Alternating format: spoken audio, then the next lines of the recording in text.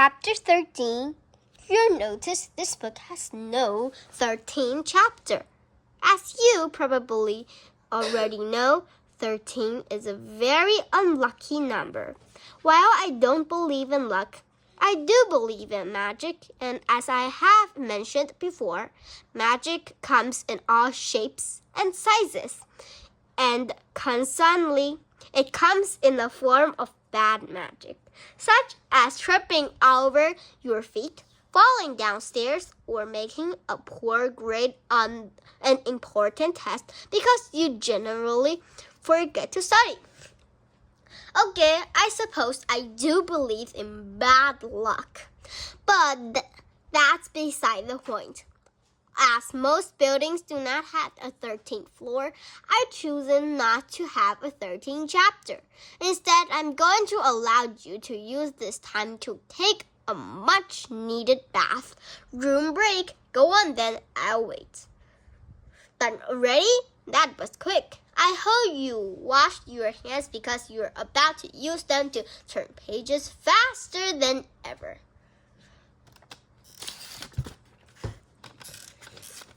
Chapter 14. Nearly an hour later, the four misfits made their way up Great Oak Drive. As Carter found himself nearly stumbling in all, the sides of the complex one road were adorned with sculptures, fanes, and shrubs shaped like zoo animals. It was another warm and sunny day. As he stepped beneath a leafy green giraffe, he said, "I've never been anywhere like this." In the daylight, the cluster of buildings at the top of the hill gleamed white. At the center of all of them stood an ample three-story lodge. Each floor was marked by 13 expensive windows. Lena mentioned that this was the building where most of the guests stayed.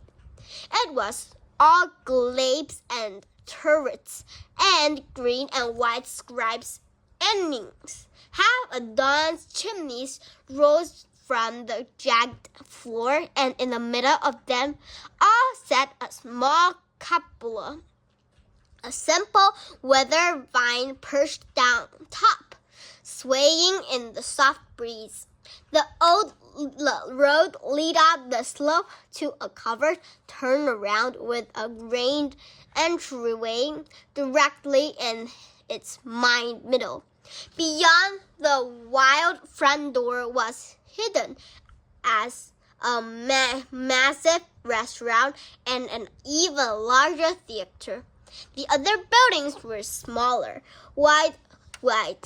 Wild white signs side their front doors. Athletic rooms, dance studio, climbing grass, reading room, pose course, tea room, many a spa, juice bar, and many more.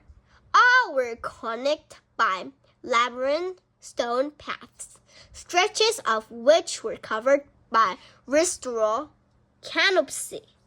Dark slates overlaid the peaks and grabbed of the dramatic floor lines, and green shutters assisted every window. The Grand Oak Resort was magnificent. If you wanted to try horseback riding, you could. How about ballroom dancing? They'll teach you.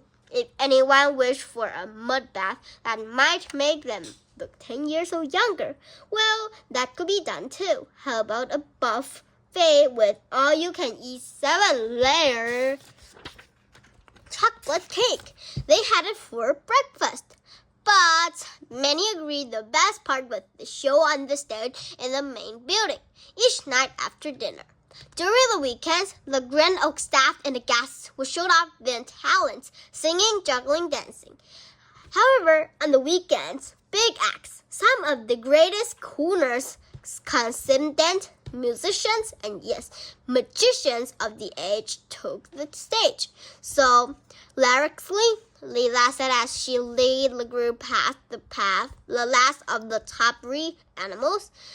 "Since Papa cooks here, I get to count come hang out in the kitchen sometimes. So I know this place like the back of my hand. After hours, I find an empty room to practice my escape magic in. There's even a whole wing that's being abandoned and a great maze around back near the windows. There people are constantly getting lost and needing to be rescued.